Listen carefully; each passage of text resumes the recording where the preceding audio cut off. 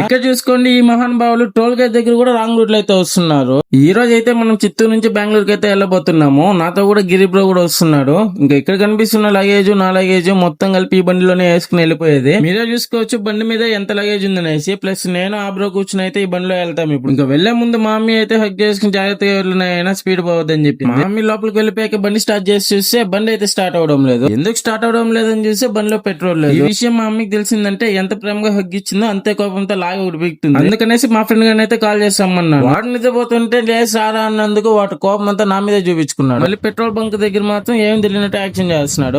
ఇంకా మొత్తానికి పెట్రోల్ అయితే పట్టుకుని హైవే ఎక్కేసాము. ఇంకా మేము వెళ్లే దారి మొత్తం నాకైతే వీళ్ళు కనపడుతూనే ఉన్నారు భక్తులు. వీళ్ళైతే కాలి నడకనైతే తిరుమలకి వెళ్తున్నారంట. ఇక్కడ చూసుకోండి, ఈ మహానుభావులు టోల్ గేట్ దగ్గర కూడా రాంగ్ రూట్ లో అయితే వస్తున్నారు. ఇలాంటి వాళ్ళని ఏమనాలో మీరే చెప్పండి కామెంట్ లో. మేమైతే ముల్బాగల్ అయితే స్టాప్ తీసుకున్నాము. ఇక్కడ టిఫిన్ తినేసి మళ్ళీ స్టార్ట్ అవుదాం అనేసి. నాకైతే పర్సనల్లీ ముల్బాగల్ దోశ అంటే చాలా ఇష్టం. తర్వాత ఏం జరిగింది, మేము ఎలా బెంగళూరుకి వెళ్ళామనేది నెక్స్ట్ వీడియోలో చెప్తాను. లైక్ కొట్టి సబ్స్క్రైబ్ చేసుకోండి.